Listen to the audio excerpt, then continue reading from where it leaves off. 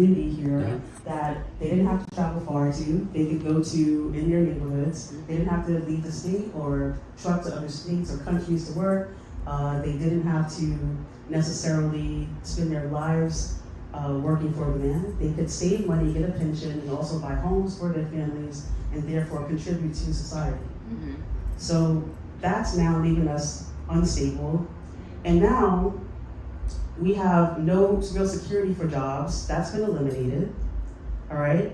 Our generations are lacking security and stability in that area, and now we have no formal or informal education to prepare our youth for sustainable and fulfilled living. So we have a bunch of young people walking around right now who are kind of lost and don't know which way to turn or what they're gonna do next, or how to fulfill the ideas or dreams they might have, if they have any at all, okay? So instead of learning skills and trades and having tools for social and economic power, the education bar keeps being raised. So it used to be like, you get a high school diploma, you're good. You get a college degree, a bachelor's, you're good. You get a master's, you're good. Until people of color started to do that. Right. Okay, then it became a problem. Then there were no jobs to go with those degrees that everybody was getting, that education that was pushed, right? So that was one of the things that we saw happening. Then, all the misalignments of the content in college, all right, didn't go along with what was needed when they came home. It's kind of like when you go to prison and you don't know how to reacclimate, or you go to the military and you can't reacclimate. College is like that for students of color. Okay, we go there, we learn all this stuff, we ostracize our families, we come back, and it's like, well, who are these people? Unless you were conscious before you went. Exactly. Okay, so this is something that we have to think about for our youth today, all right? Because right now, jobs and careers are obsolete. They're going. Yeah. All right, there's really not much that people can do with their hands, tangible skills, things that can feed our families and keep us sustained without having to work all these jobs for other people in case the economy falls, which it's going to come. Also, debt is skyrocketing. So with everybody going to college and getting that education, they're also getting student loan debts that are like $90,000 for the last 20 years. I can attest to that. Who's paying that off? You can buy a whole 3 houses with that, maybe. You know, there's poverty and deprivation is increasing, and the gross barriers in the ability for youth to manage the trajectory of their lives or to even fashion an opportunity to thrive is almost gone. There's hardly anything to offer them, all right? We're seeing more broken homes, broken families, equaling broken communities, all right? That's a lack of unity, lack of hope, a lack of connectedness.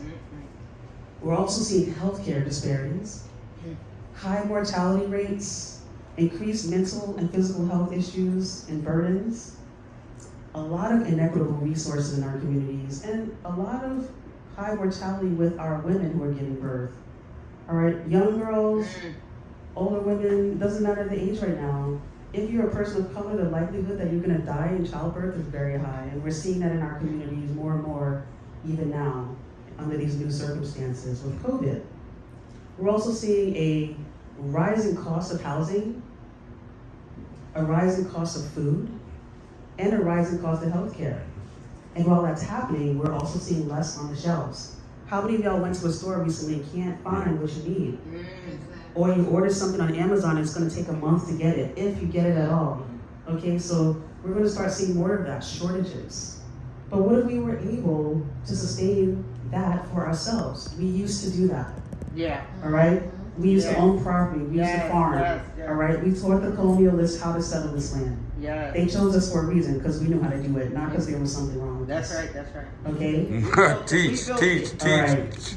So, the existing options here now are being threatened by the government.